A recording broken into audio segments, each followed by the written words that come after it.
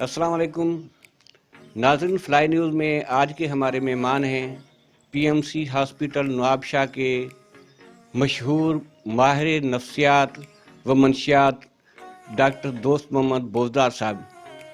Doctor साहब ने आज पीपल्स चैरिटेबल हॉस्पिटल दरिया खान मरी की जानब से मुनक्कद शुदा फ्री मेडिकल कैंप में आवाम की खिदमत की है।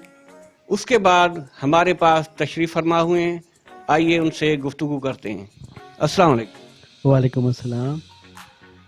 सर, सबसे पहले हम आपसे ये पूछेंगे कि वो कौन सी अलामात हैं जिनसे पता चलता है कि ये मरीज़ जो है नफ्सियात का मरीज़ है।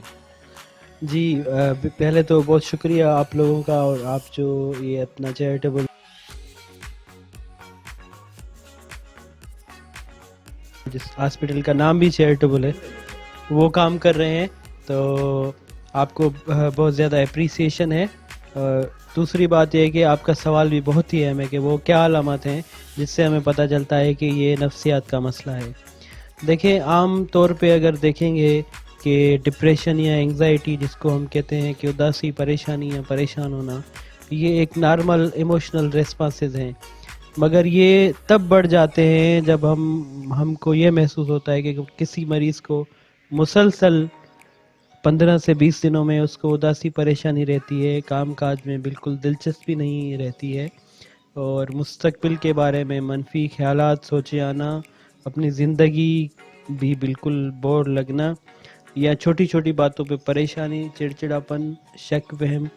अगर ये अलामतें मुसलसल रहें तो हमें ये इंडिकेट कराती हैं कि इसको कोई ना कोई ज़हनी मसला है और किसी माहिर नफ्सियात से हमें रब्ता करना चाहिए। सर, अक्सर देखा गया है कि काफ़ी मरीज़ शिकायत करते हैं कि उनका सर जो है सुन हो जाता है या दर्द होती है। ये सर का सुन जो होना है, इसका ब्रेन के साथ ताल्लुक है या माइंड के साथ? जी, सर का सुन होना, देखें, इसका ब्रेन के साथ भी ताल्लुक है और इसका जहनी तौर पे भी ताल्लुक है। डिप्रेशन और एंग्जाइटी, या एक टर्म हम यूज़ करते हैं जिसको हम कहते हैं सोमेटाइजेशन, सोमेटोफॉर्म डिसऑर्डर। ऐसी अलामतें जो जहनी होती हैं मगर वो अपना एक्सप्रेशन जिस्मानी अलामतों के तौर पे देती हैं। तो अगर सुन होना किसी जिस्मानी बीमारी की वजह से है तो वो भी हो सकता है, या किसी न्यूरोलॉजिकल बीमारी की वजह से भी हो सकता है। अगर ये दोनों चीज़ें नहीं हैं तो जहनी बीमारी की वजह से भी हो सकता है। सर, आजकल जो है मिर्गी की बीमारी आम पाई जाती है। इस बीमारी में क्या एहतियाती तदाबीर जो होती हैं वो इख्तियार की जा सकती है? जी देखें, मिर्गी आम तौर पे इसको बड़ा स्टिग्मा है लोगों के कि भाई ये महसूस करते हैं कि मिर्गी या झटकों की बीमारी या फिट्स कोई अलग चीज़ है, और अल्हम्दुलिल्लाह पाकिस्तान में मिर्गी का मुकम्मल इलाज मौजूद है।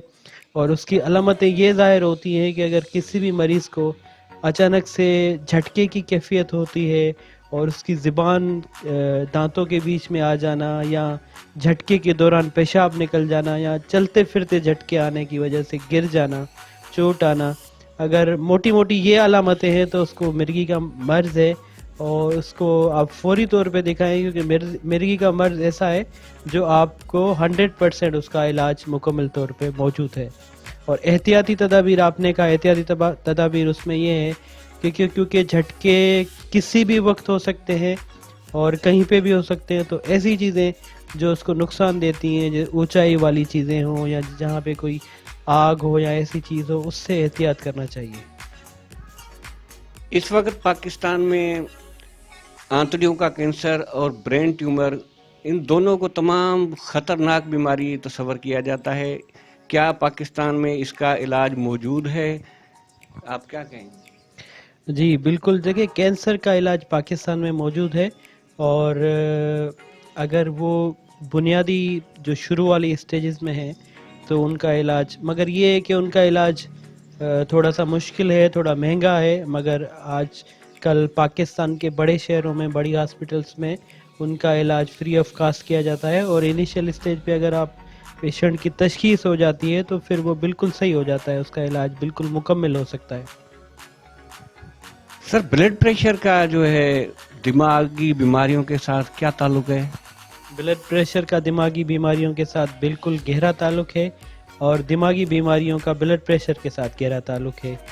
دونوں آپس میں ایک دوسرے سے جڑی ہوئی ہیں. دیکھیں اگر آپ کو کوئی ذہنی مسئلہ ہے, اینگزائٹی ہے, پریشر ہے, اس میں مسلکیولر کانٹریکشن ہوتی ہیں, اس میں آٹونومک آپ کو جو سمٹم ہوتے ہیں, دل کا دھڑکنا, پٹھوں کا کھنچ جانا, پریشر آنا, اس کی وجہ سے بلڈ پریشر ہو سکتا ہے. اور بلڈ پریشر کیونکہ ایک دائمی بیماری ہے تو اس کی پریشانی رہتی ہے. تو ریسرچ سے یہ ثابت ہوا ہے کہ جس پیشنٹ کو اگر بلڈ پریشر ہے تو اس کے چانس 40 سے 45% چانس یہ ہیں کہ وہ ڈپریشن بھی اس کو ہو جائے. سر اکثر دیکھا گیا ہے کہ کینسر کے مریض سے لوگ تھوڑی نفرت کرتے ہیں, کیا یہ پھیلنے والی بیماری ہے؟ جی, یہ آپ کا سب سے اہم کوسچن ہے اور اس کو ہمیں ایڈریس کرنا چاہیے, اور آپ کے چینل کے تھرو یہ ہمیں بتانا چاہیے کہ کینسر یا کوئی ایسی بیماری جو کہ کھانے پینے سے نہیں پھیلتی ہے, اسپیشلی کینسر کی بات کریں تو اس کا کھانے پینے سے کوئی تعلق نہیں ہے. اور دیکھیں جب ایسی کوئی بیماری جس کے بہت مضر اثرات ہیں اور جو مریض کی ذہنی اور جسمانی صحت پہ اثر کرتی ہے, اس کو تو ہمیں بلکہ اور ضرورت ہے کہ وہ ٹریٹمنٹ کا ایسا ہے کہ ان کی ہم سوشل سپورٹ, سائیکولوجیکل سپورٹ کریں. تو یہ پھیلتا بھی نہیں ہے اس طرح سے, اور اس کو ایسا سمجھنا بھی نہیں چاہیے. تو ناظرین, آپ نے ڈاکٹر دوست محمد بوزدار صاحب کی گفتگو سنی.